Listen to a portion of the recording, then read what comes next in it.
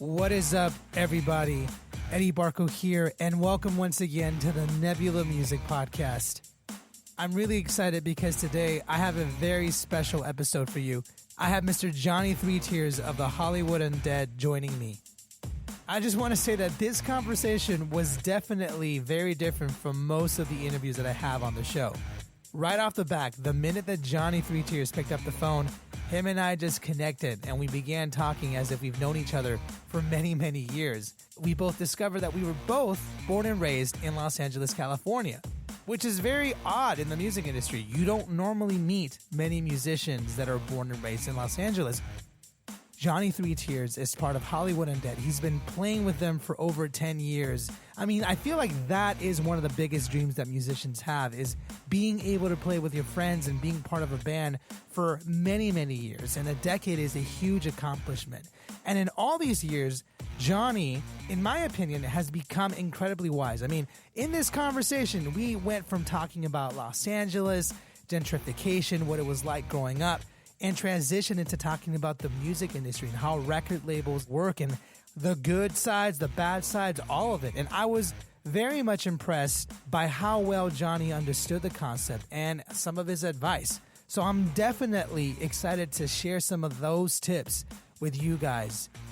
This is definitely exciting. So I'm going to go ahead and transition to the interview. There will be no formal introduction. We're just going to go ahead and fade in. So let's go ahead and check it out. Street, and it was interesting because I was living there for like a year and a half or something, and one day I was flipping through Rock Sound. It's like a British magazine. Yeah. And I had this old Cadillac. I had like a 70 Coupe de Ville, and there's a picture of the fucking Foo Fighters, I kid you not, sitting on my car. What? To my car because I had the Sacred Heart painted on the side, and it turned out their studio was at the dead end of the street because it runs into a dead end. So that's where, and we mixed drums there a while, like years later. But they came out to like do a photo shoot, and they said, "Hey, let's go take a picture by this car." And it was my car. It was funny because that was always my thing about living in the Valley, is I was like right up the street from the Foo Fighters rehearsal space and studio and shit. Dude, did you save the picture at least? No, well, dude, okay, so I saved the magazine with the picture in it, but this is 2004, 2005. Yeah. I was like 19 or 20 or something like it. And I just lost it along the way. I've moved so much and we travel a lot. I lost it, unfortunately. So sadly, I don't have it, but I have it in my memory, which I guess is okay. Which is honestly more important nowadays, especially with the way things are. You know what I mean? Like, things are so fickle now that having those memories, in my opinion, are incredibly valuable, dude. And that's the funny thing about living in the Valley that I try and tell people, because there's so many musicians kind of moving out to the area now, that the Valley has so many little hidden spots. LA in general. Yeah, but like there's like you'll live somewhere and then you'll find out like a year later that like Foo Fighters practices down the street, or this other artist writes down the street. It's like fucking crazy, dude. It really is, man. In LA, because it's so sprawling, everybody looks at it as Hollywood, movies, entertainment industry. I've lived all over. I used to live in Glassell. I grew up in Glassell Park by Dodger Stadium, and it's one of the oldest neighborhoods in LA. And if people don't understand that there's actually real history to LA besides Hollywood Boulevard and Sunset and Venice Beach. There's like a lot of cool nooks. And I agree. The Valley, especially Sherman Oaks, I love Sherman Oaks. Yeah. There's a lot going on there that people don't know about. I mean, I think people, like you said, are kind of getting hip to it, because I agree. A lot of the bands I know have moved to the Valley from LA because just they have kids or they want a different way of life. I love it out there, but what's an area that's starting to see some traction right now? Like, very small, but Santa Clarita, believe it or not.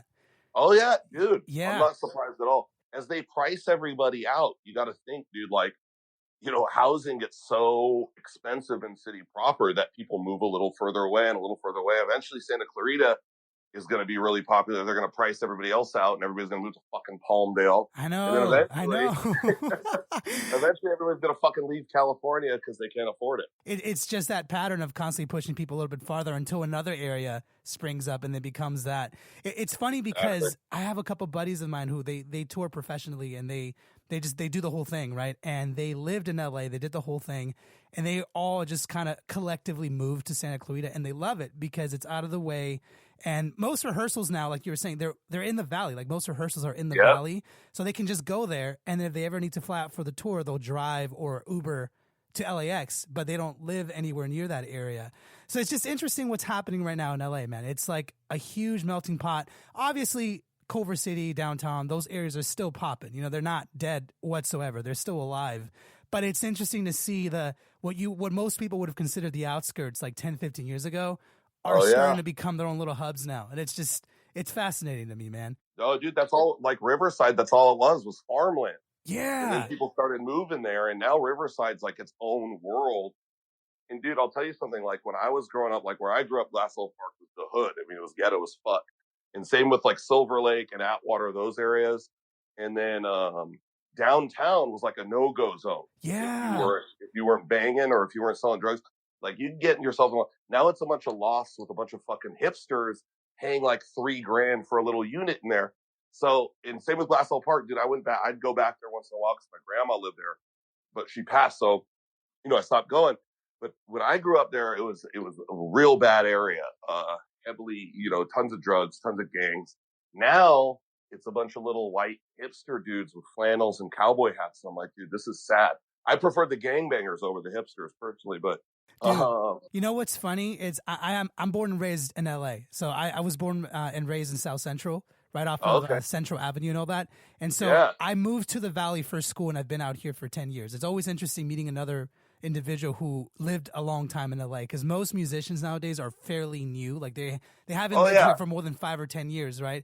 And it's hard for them to grasp that all those trendy areas were not like that 10 years ago. Like in high school, nobody went to all those areas. Like you stayed away from those areas. Yeah, you get in a lot of trouble unless you were looking for trouble.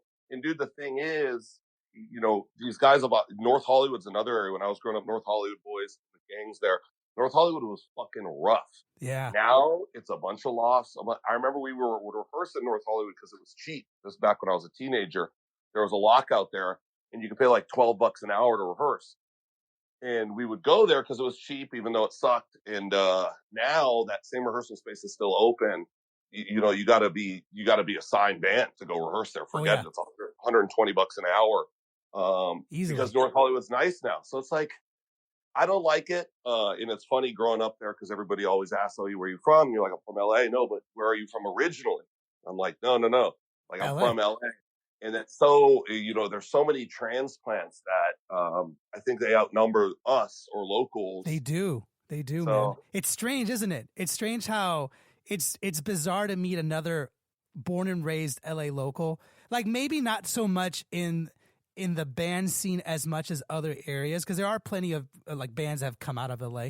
But I find it as the older I get, it's just more rare when I meet another like musician band who's like, yeah, I was born here. I grew up in East Los Angeles. It's like, whoa, you're like the first guy I've met in the past year who's from here. I know. It's not common, bro. It's not. Dude, a lot of people from LA are moving too because they got priced out. So like I knew a lot of dudes that lived in that area, North Hollywood, or even up towards like Panorama City, those areas.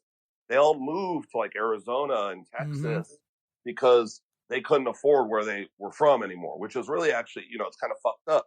So all these guys get pushed out because, developers price them out. They've got to go. So someone else from another place can move there who has the money to live there. Most of my friends, honestly, that I grew up with from LA, for the most part, have left because they're like, dude, I'm not going to spend $1 million on a 2-bedroom house, or they don't have the money to spend $1 million on a 2-bedroom house. In North Hollywood or one of these areas. So they book it. And so now all the people from LA are leaving. So to make room for all these other fuckheads to move in. And that was kind of where I was at. I was living in Huntington Beach, and we still have a spot down there. But I was like, it got to the point, the state income tax is everything that California is. It becomes unmanageable. It's like, dude, you can't even I don't care how much money you make. It becomes unreasonable, to live there. It does.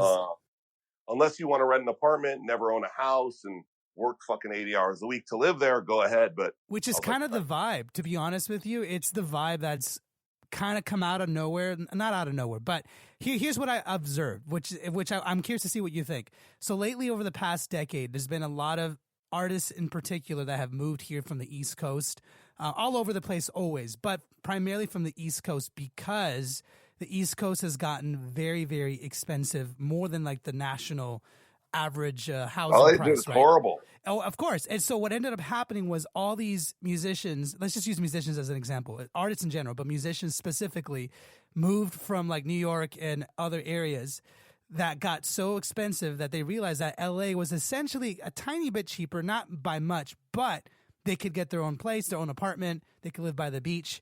And to them, Yeah. that was like a step up, which it truly is. And therefore, that trend kind of started seeing this house pricing rise that we've seen over the past decade. And it's why LA has gotten so cluttered in the past decade. There's more demand than supply. And anytime you see that, no matter how many people live, more people want to go there.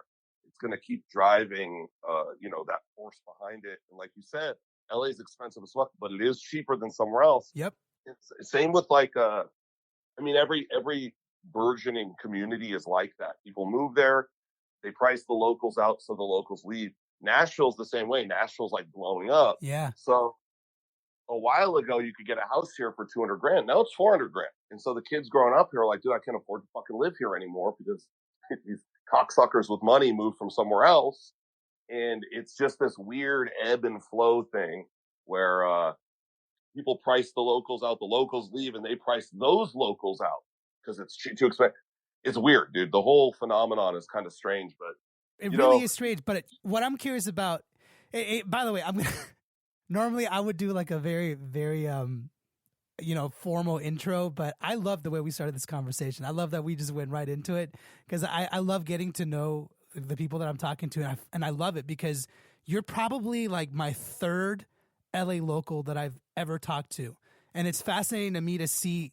Well, it doesn't happen often, but it's interesting because all of our point of views, for the most part, are somewhat similar, be it that sometimes the way we see it is a little bit different, but our feelings towards it are fairly the same.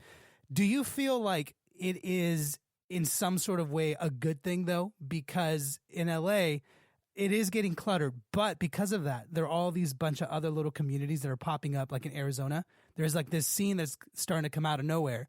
And in Texas too, there's a lot of like little movement that's happening because of that constant moving that's being caused by, LA and other cities being too expensive to live in.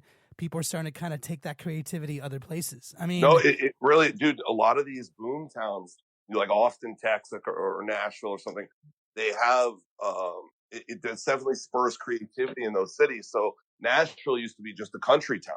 This was like where country. It's music city, the music capital, but that was only pertaining to country. But now you see a lot of hip hop artists coming out of Nashville. You see a lot of rock bands coming out of Nashville. And I don't think that would have taken place unless it was for that flight from these other places. And they took a little bit of that flavor with them to these other cities. And, those cities change over time and it's going to keep happening. The only part with California that actually bothers me is I think it creates a huge divide between the upper and lower classes because typically the people you're going to drive out are middle class. They can't afford to live there and they don't want to live in the ghetto. Okay, so what am I going to do? I'm going to leave. So what you create is this huge disparity between the rich and the poor. You have the elitist class and the servant class. Yeah. So you have all these rich people and the people who work for them. And you don't have anybody in the middle. And that is economically speaking and socially, economically speaking, I don't think it's good for the city of LA because as more and more of those people leave because they're not in one spectrum or the other, you're going to end up with like almost a dystopian society where there's gated communities with all these fucking rich people in them. And then you right outside those gates is all the people who serve them. And I think it's, it's unhealthy, culturally. Well, of course. And it's slow, but it's going to continue over time where the middle class and the majority of let's say call them regular people. I'm not saying the other people aren't regular, but you know what I mean? Just kind of average. Yeah. Your average Joe is going to take off. And so I think it creates something that isn't healthy for society and stuff because it becomes less of a melting pot because there's a big divide between the social classes and there's no one to bridge that gap anymore. It's already happening. It's going to keep happening. And over time, you're going to see that disparity more and more. Because obviously LA especially is a city of immigrants. Yeah. Everybody from there, my grandparents came from fucking Ireland, or my great-grandparents actually. And then you have tons of people from South America, from Mexico, from Eastern Europe. And what happens is those people aren't going to come there anymore. And LA is going to lose what it had all along, which is what made LA special, dude. LA was a middle class city in the 80s. Yeah. You get a house you could be a plumber and own a house. Yeah. Now you got to fucking own a company to own a house. So it's like, I feel bad because this burden is placed on other people and it forces normal people to leave, and LA loses its charm, which is the fact that you can go there and experience the whole world in, 30 square miles, and that's going to cease to exist. So that's my 2 cents on like why I don't like it. But it's also made LA super special because, you can meet someone from literally anywhere in the world within, in a single restaurant. And Exactly. I love that.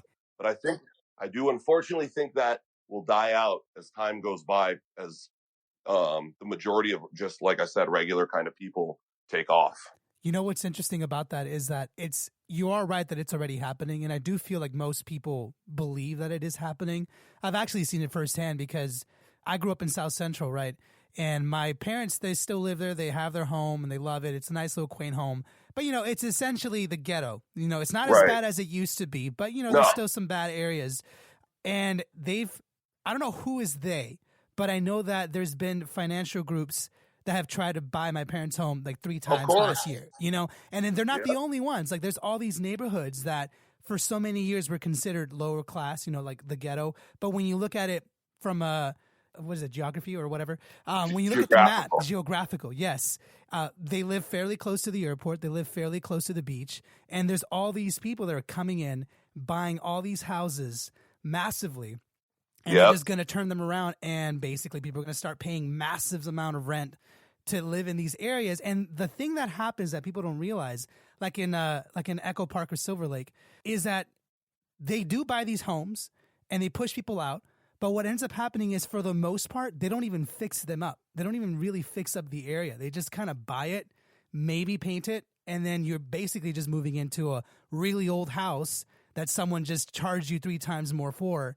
And it creates that whole thing that we talked about, the whole gentrification, pushing people out. And so it's fascinating to see that happening right now. But I don't know, man. Like, I'm trying to figure out, like, is that something you can even stop? Like, is that something that is just inevitable? No. Because the people with the money, man, always goes back to the people with the money. These guys, it's not like one single person is going in there and trying to buy property. You have massive corporate takeovers of land. So North Hollywood's a really good example. That was really rough. So even now, there's a section of North Hollywood that's still really, really bad, right? Yeah.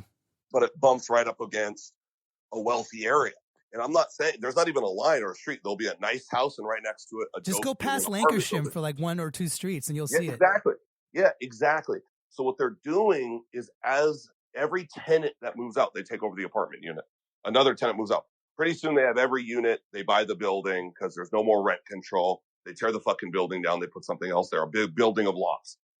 So in 10 years, even those Lancashire areas in North Hollywood that right now are bad, quote unquote, bad neighborhoods, whatever you want to call it, are eventually going to be that same machine. That machine doesn't stop because there's too much money behind it, and there's too little protection for regular people in that same demographic that are getting pushed out. My grandparents, I remember they moved down to Palm Springs area when they got old, like a lot. And I was talking to my grandpa. He's like, yeah, there's drive-bys here in Cathedral City, which is right next to it. What happens is all the gangbangers, all these people who lived in a neighborhood are pushed out. So they're going to go somewhere where they can afford to live and do the same exact thing. So like these old retirement communities were having like drive-bys and shit and dope dealing because they all came from areas like North Hollywood and stuff like that. So they don't try, like you said, they don't try and fix these issues, these social issues. They just push them away. They sweep them under the rug and let someone else deal with them. And that is the biggest problem, is they don't embrace the community they're taking over. Don't try and help the people from the community. They just try and kick them to the door so they can let someone with more money move in. And that is the real problem. They don't try and better people's lives. They don't give a shit about anybody but money, the almighty dollar. So there's a lot of victims involved that no one hears about. And it's those people from those communities that built those communities that are now out. They don't try and help them. They don't try and help that. They're not gaining anything through this. They rob these guys of what they own, triple the price, and sell it again. But the other people don't profit share in that. So it's a messy situation. As far as doing something about it, with how corrupt the government in California, you forget about it. With Gavin Newsom and these assholes running that state, I don't see that ever stopping. That's my opinion. I think those guys are as California is run by bureaucrats and very, very corrupt bureaucrats. So they're always going to chase the money and side with the people with the money. That's my opinion. Some people could disagree with it, but that's what I see. Yeah, and I think that's important to always be able to state what it is that you see. Here's the fascinating part I find about you. By the way, I know this is about like halfway through the interview, but for some of my fans, you can take all the time you want. Oh, dude, I love this. You have no idea how much I absolutely love just getting to talk about just whatever comes to mind. And this topic in particular to me is very important. But for some of you guys who are just joining in, this is my buddy from Hollywood Undead, Johnny Three Tears. And I love it because I literally pick up the phone and we just start talking like if I've known you for a very long time, especially because we're both from LA and there's that camaraderie that I feel like we share because we don't run into many of our own kind very often. We don't. And that's something to be said because I love this city. Like anyone who meets me understands that LA is my home. And I try my best to make people here feel at home, because I know this place like the back of my hand, and I want to make sure that no matter where they go, where they want to live, that they feel comfortable in that area and that they experience what the city has to offer. And the city has so much character to it. And especially because it's like you were saying, it's such a huge melting pot that you can walk down any block. And again, I feel like you can say this about many cities, but every city has their different highlights. And I think LA has always had this welcoming vibe. Obviously it's had its problems, but overall, I think in its history, you can see that people would just kind of come here. They'd create their own little hubs, but people can just kind of come and go. Everyone's just kind of from everywhere, and no one cared about that until recently. And it's strange. It's strange to see that unfolding, especially when I still live here. You know what I mean? Yeah. So it's interesting for me that you care a lot about that. And I'm wondering if that passion, it seems to me like you're someone who really cares about bettering people's lives and about the issues, especially this issue in particular. Were you always like that? Like, is this something that you feel like you gained over time, or even as a teenager living here, did that matter? No, I mean, dude, I saw it with my own family. So we lived in Atwater, Glassell Park area. And, we had to move numerous times because of the same issues. I mean, those areas are unrecognizable now. So we were locals that could no longer live where we grew up. Yeah. So I experienced it firsthand. So probably it might not be something I would think about unless I experienced it. And now as, you start to reflect and look at things more objectively, and you realize this isn't a personal problem. It's a social problem that's going on in the city at large.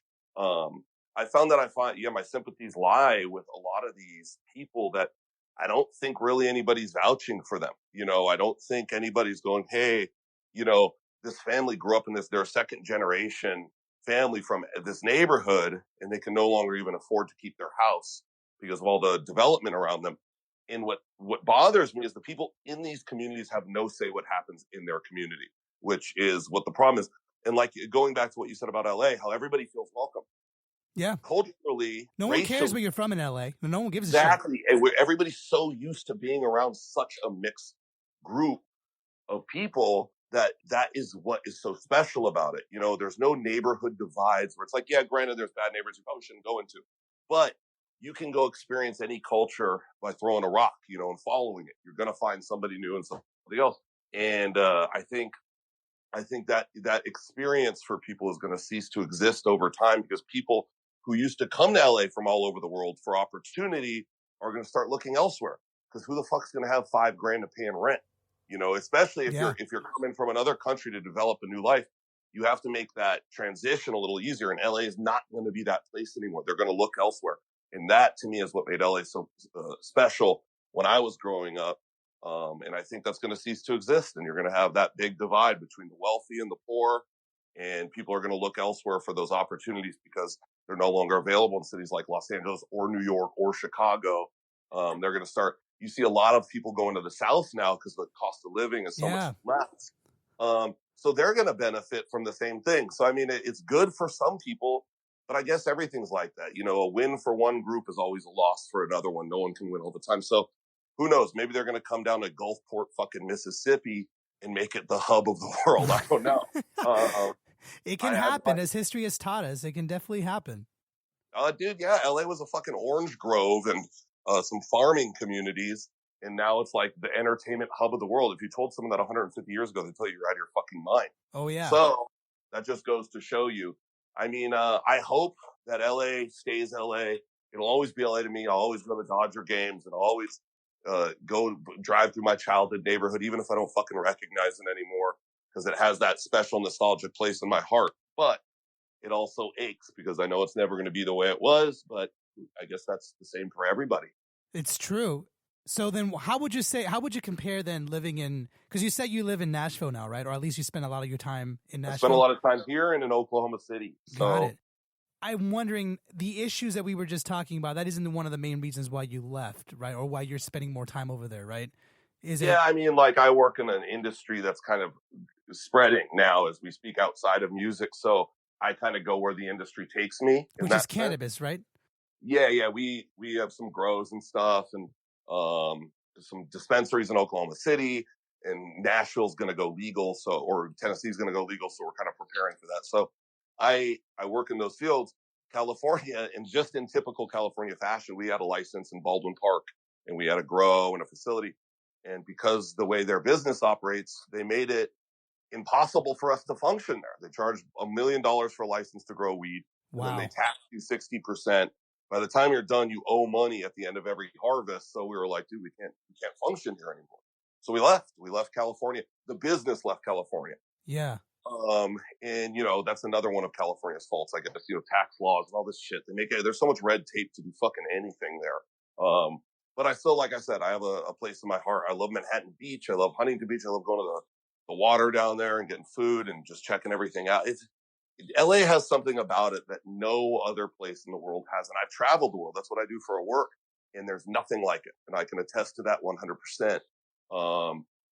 And it's a shame. So I do hope that it rebounds, and I hope that, things change, and, or at least the changes are arrested and stopped, so that people from there and, generational families can stay where they want to stay and live amongst their family members and won't get the boot, but who knows at this point, bro. I hope so too, man. And what's interesting about what you just said is I feel like most people, at least in this country, like cannabis was almost synonymous to California culture. You know what I mean? Like I feel like people, I mean, even in especially in hip hop, like it was just known that California had some of the best cannabis in the world. And to know that the state, now that it's legal, has made it very difficult for people to kind of just come out of nowhere and be able to do it for themselves. It's pretty much has been established so that big companies can do it, but nobody else. It all goes back to the money. They don't want the guys, the industry, the shoulders this industry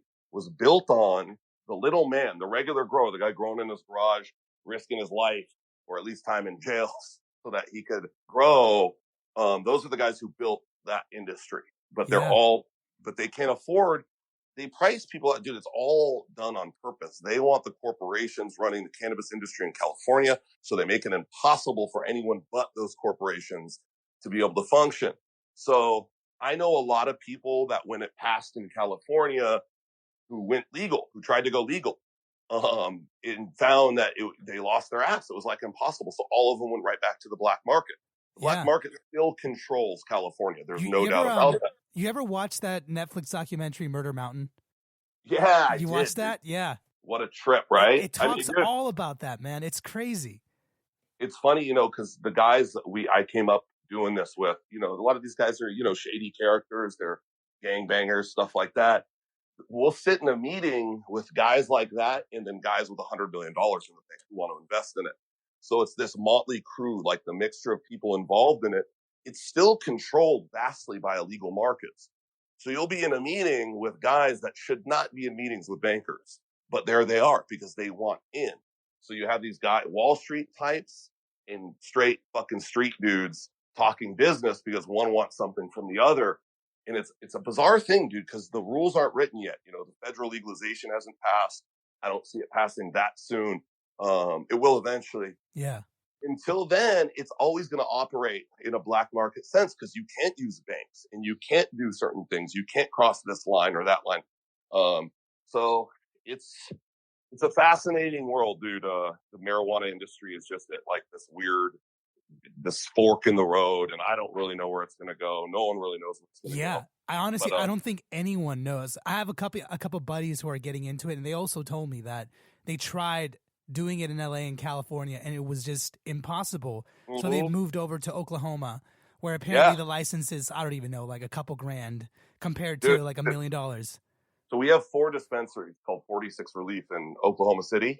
And we got 2 grows out there. One of them's connected to one of our shops. I'm actually flying out there later this afternoon. And when we started there, so the license we bought in Baldwin Park was like $800,000, and you have to give the city of Baldwin Park another $250,000 a year just to operate, right? Yeah. So right there, and that's before you even start growing, you're fucking in a huge hole. And then the restraint. So this is a true story. We didn't put a fucking diaper changing thing in the bathroom. And the inspector came and said, "Hey, you need a diaper changing thing in here." You know, and we're like, "But dude, the law says you have to be 21 to even be in here. So there's not going to be a baby here. Still, you got to follow the codes."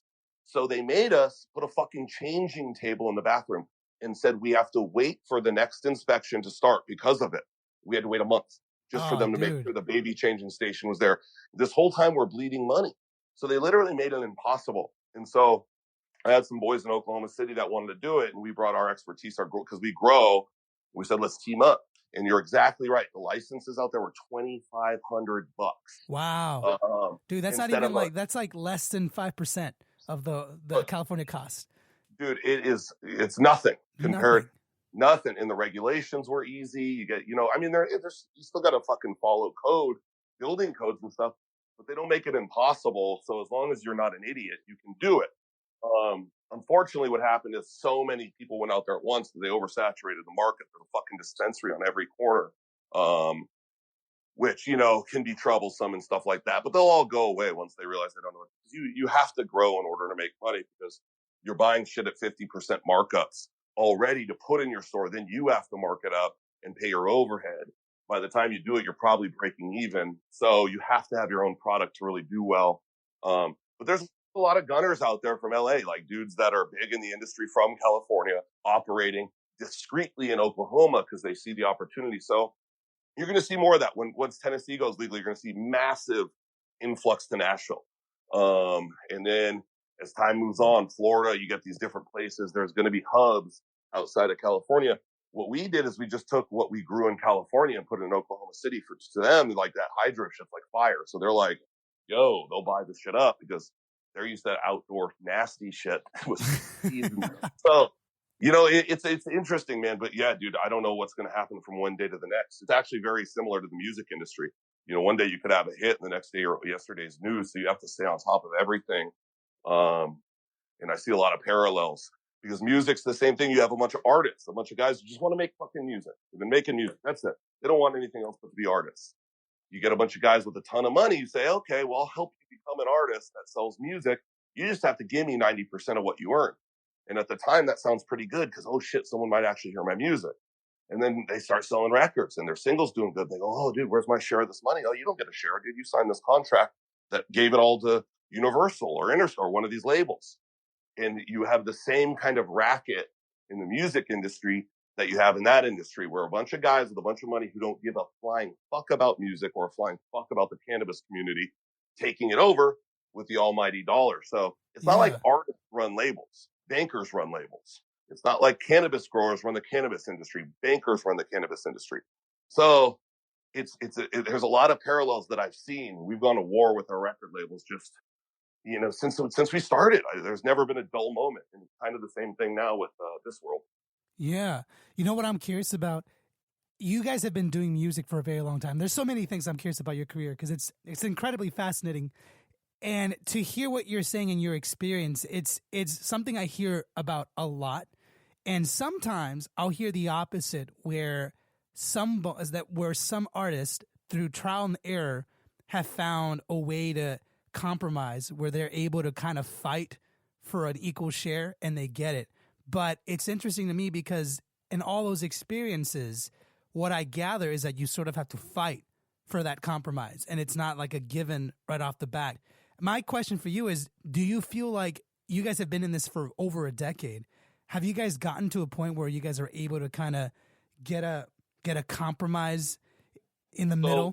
We signed in 2004 to Interscope. So you're talking 16 years now. And we signed the typical major label deal. Now we're with BMG, who does a artist share deal where the record industry has changed vastly over that time as it transitioned from unit sales to streaming. Yeah.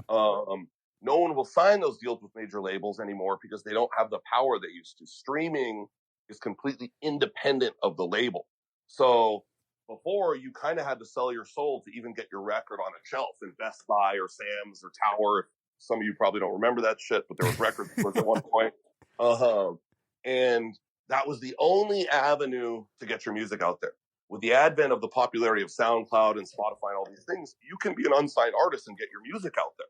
So they lost a lot of that power. A lot of artists complain about streaming because the payout isn't what they think is fair.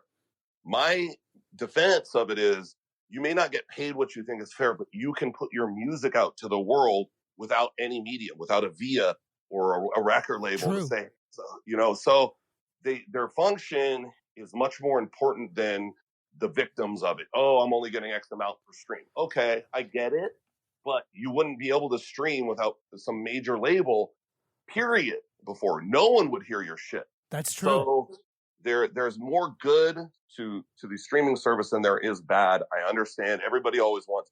Artists have been getting ripped off since the fucking art was created, period. Plagiarism, whether it's copyright infringement or a label signing you. Like when we signed our deal, dude, we were starving. We didn't have any fucking money. I mean, we were dirt poor. All of us grew up without anything, So the most money I'd ever had, I had managed to save up like $280 once. And I still remember the amount because it was the most money I'd ever had. All of a sudden, our record label comes in and says, hey, we'll give you 450 fucking grand to sign this. When you've been living off Top Ramen for a month, you're like, dude, I'll sign fucking anything. I haven't had a new pair of underwear in 2 years. You know what I mean? It's like, dude, you're that desperate. So we signed the deal. And we each got like $75K.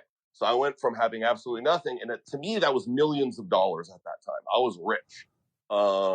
And typically, like every other idiot, I went out and blew it on coke and girls and alcohol in 8 months. Everyone goes through a phase like that. Everyone goes through a phase. Yeah. That's the money you're supposed to blow. That's what they say in the industry. Blow your signing bonus so you feel what it's like to have some money, but then be smart after that. But I continue to blow it on coke and all those things for years. But that's me. So, I mean, they have something to offer that you're never going to get without it. So we got that money. And they've owned us ever since. They own our catalog. So like our first record and our second and third records are still owned by Universal Music Group. They collect, I think, 83% of the revenue.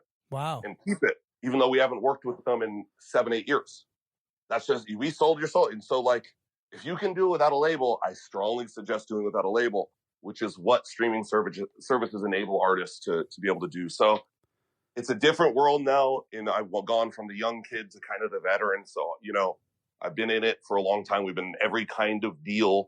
And we've had our ups and our downs and stuff. And, there's a lot of kids out there. Music, to me, is the saving grace of society. Without it, the world's already fucking crazy. If it wasn't for music, it'd be much, much fucking crazier. Well, yeah. So I always encourage kids, people get discouraged because the business is complex and it's definitely dog eat dog, man. It's not for everybody. But now young artists have an opportunity I never did.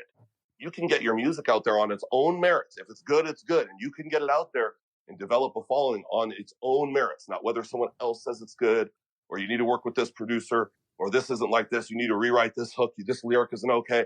You can do it based on what you believe is good. And if your music is good, you can be successful without anybody else's control. And we never had that opportunity.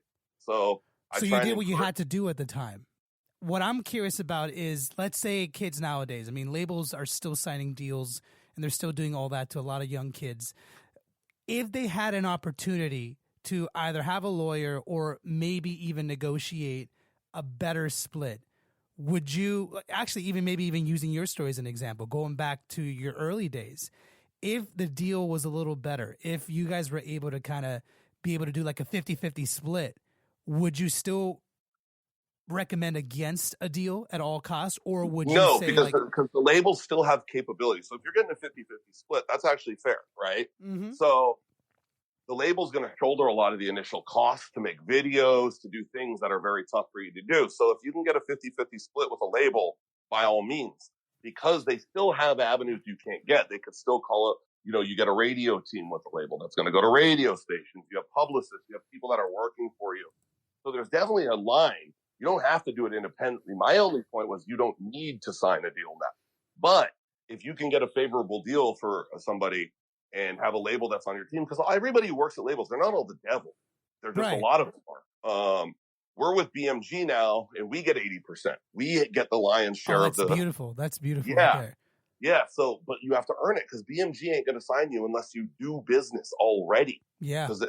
So a lot of people sign what's called artist development deals. They're going to dump some money in you, but they're going to get the lion's share of the profit. Is that completely unfair? I don't know, because you ain't going to be shit unless they sign you that artist development deal, because they'll give you the funding to get in with the right people, the right producers, the right studio. It's not black and white, dude. There's a lot of gray area. It's not, and you're absolutely right. And I personally, the way I see it, I think it's a case by case basis. I think what you're saying in your experience, because you're a very smart dude. I can totally tell based on the past 30 minutes we've been talking. You're a veteran of this industry, someone who I'm hoping I can learn from in the future. I think what I'm gathering is basically just be smart and understand that there's all these choices in front of you, especially nowadays where you can do it on your own if you have your own work ethic and you have that ability to do so. But if the opportunity arises where someone wants to invest in you, be smart about that. Stand your ground and know who they are. You gotta know, dude. There's these guys. They're wolves in sheep clothing a lot of the time. So they're gonna promise you a lot. They're gonna say they're gonna do this for you. You better fucking understand that these guys aren't your friends. 50 Cent said it best. These industry fucks ain't your friends. They know how to pretend. So true. I've gone out to dinner with these guys that they ask you how your kids are doing. How's your wife? I heard your grandma passed. I'm so sorry. The second you're not working with them anymore, you don't fucking exist. So there's some lessons to be learned, but I think it's like that in the whole world. In the music industry, it's almost like an illegal business that operates legally. They do a lot of shit, a lot of stuff. It's pretty wild that takes place in it. And I mean, look at any artist that writes a song about a label. None of them are fucking positive. I know. Now, one of them is saying, man, I fucking love my label. It's always a war.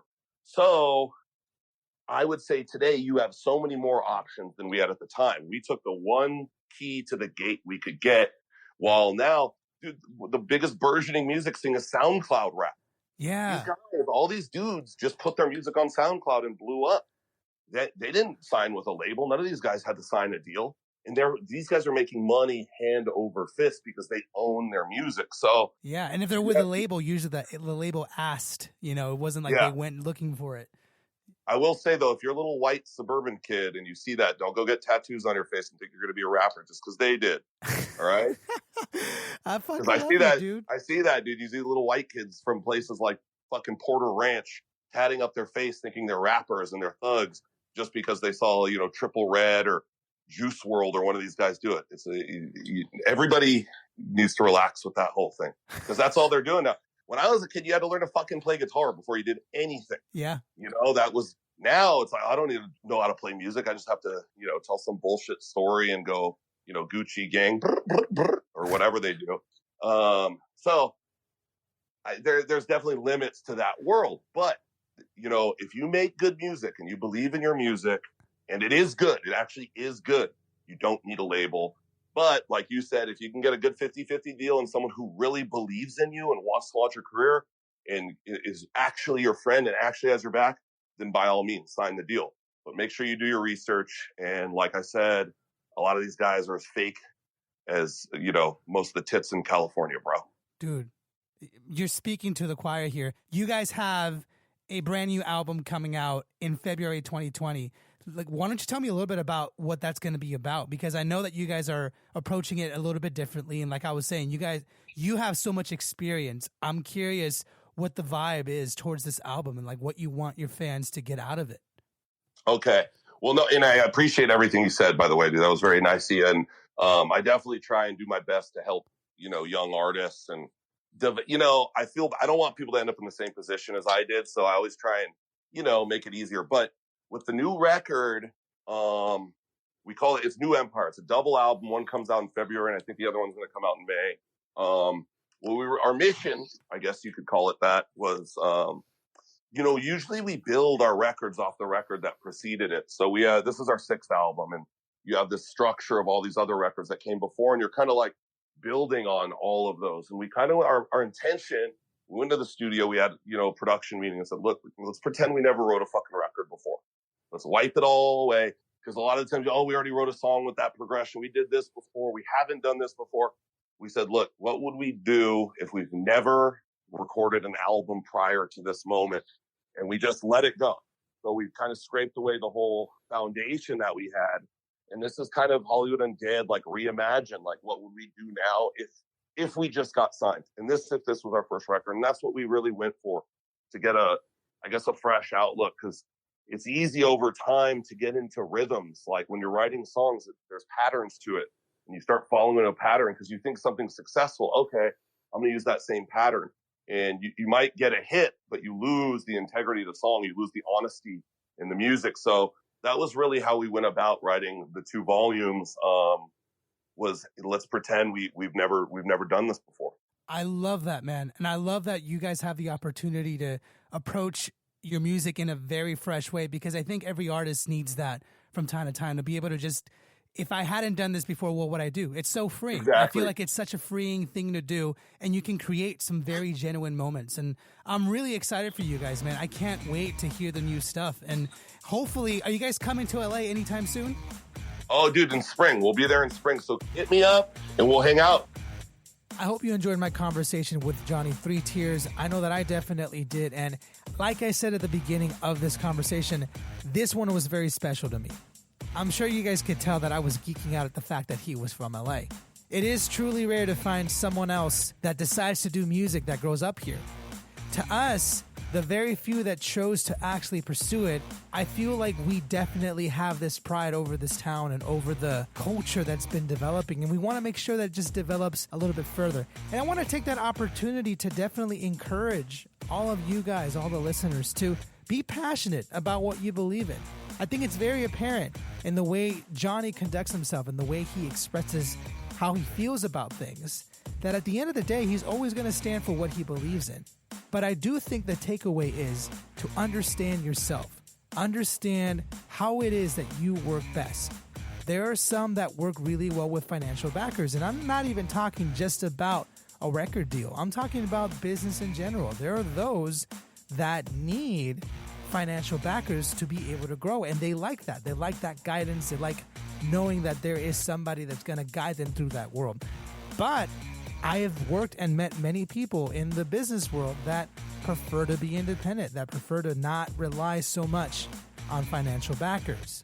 I don't think either way is better. I think they're both pretty even, as long as you're working in the way that is best for you and you align yourself with those that see that point of view as well.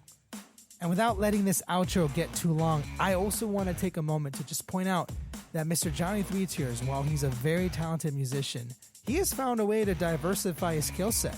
I mean, he's in the cannabis industry. He's doing a lot of really cool things in that world. I think that's something that's needed in the musician world.